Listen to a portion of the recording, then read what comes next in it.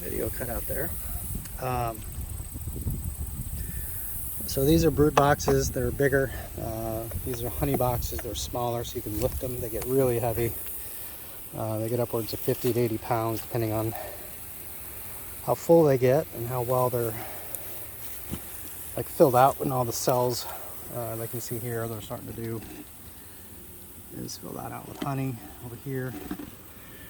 And this one here flopped over, so they'll start to fill it out. So I need to bring one more box for this guy. This hive doing well. So, you know, the irony here is, like, again, as I said, they've had no help, like no assistance from a beekeeper. They've had a safe location, I think. You know, I was honestly expecting them all to be dead out here from, seems like so much, you know, chemicals going around this farm anymore.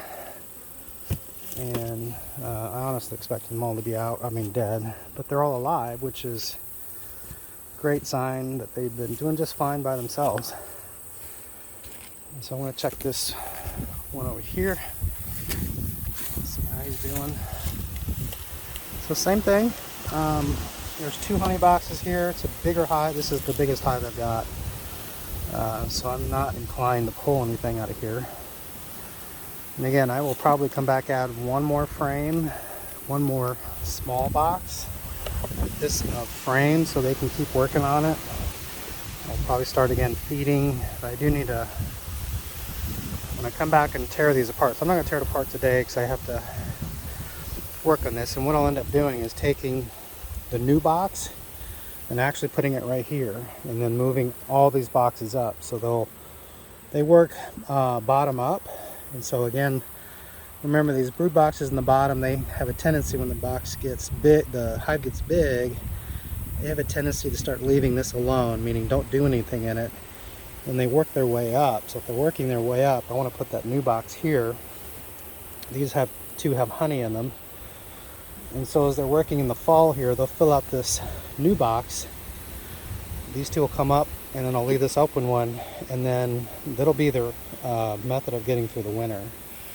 So this one is probably my oldest hive. It's about 5 years old.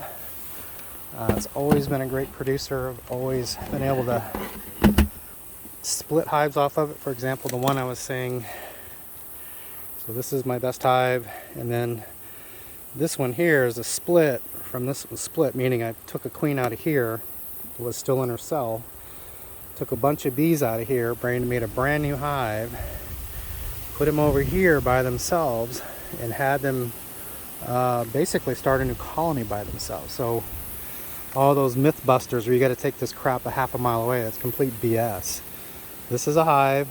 I took it 10 feet, put it right here, put a new queen cell in, took bees right out of here that flying out. I mean, again, the foraging bees will come in and out, but the younger bees will stay. And then put them right here. And they made a brand new hive by themselves. They didn't have to do anything. So it's part of beekeeping is you can go out and buy bees, buy packages, and create a lot of money in it, or just learn how to make your own new hives. And then the fourth one I want to check is this one out here. Let me just see how it's doing. This fifth one out here, you can see way on the end, that one did die. Looked like, again,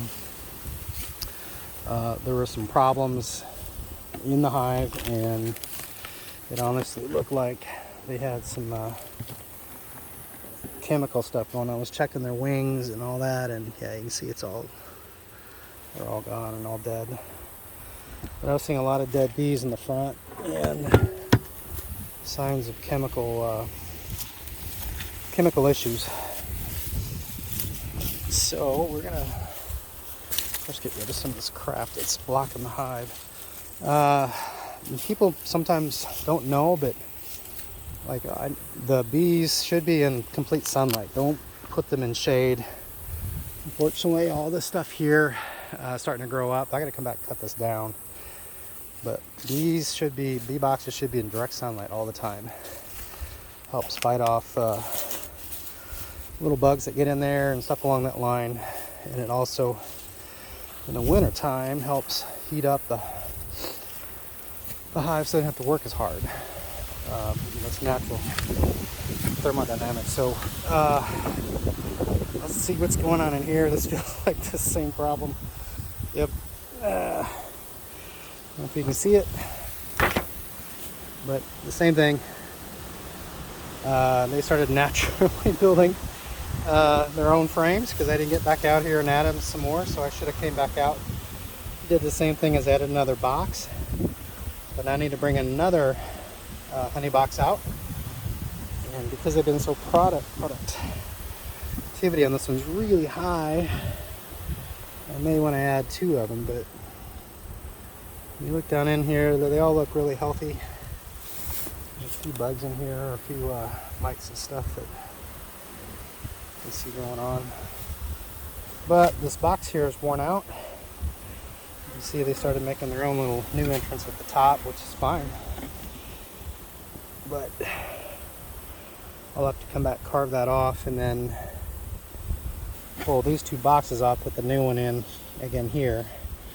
So what I messed up with while I was away and not getting back out here is I should have put a second box of this, which I may end up doing that. And so I'd have 2 brood boxes and then 2 honey boxes and an open box on the top. So I may do that. I may come back up, put another brood box below, or in the middle here. Again, leave this one, put the new one here, let them start filling it out, and then just leave them alone and give them food. So again, not looking too bad for abandoning my hives for several months. Really happy to see they're alive, and just kind of an amazement of how Mother Nature just takes care of itself. They don't need us most of the time. They just need a little help maybe sometimes, and for most everything we're dealing with, they just trying to survive without getting sprayed on. But now I'm out front, there's quite a few guard bees. I don't know if you can see them flying around me or up in here. I've now got about 50 or so that I think are coming out of here thinking I'm going to pop that top open again, and so they're swarming me a bit. But they're not being ornery, they're just trying to protect the hive. Okay, we'll see you later.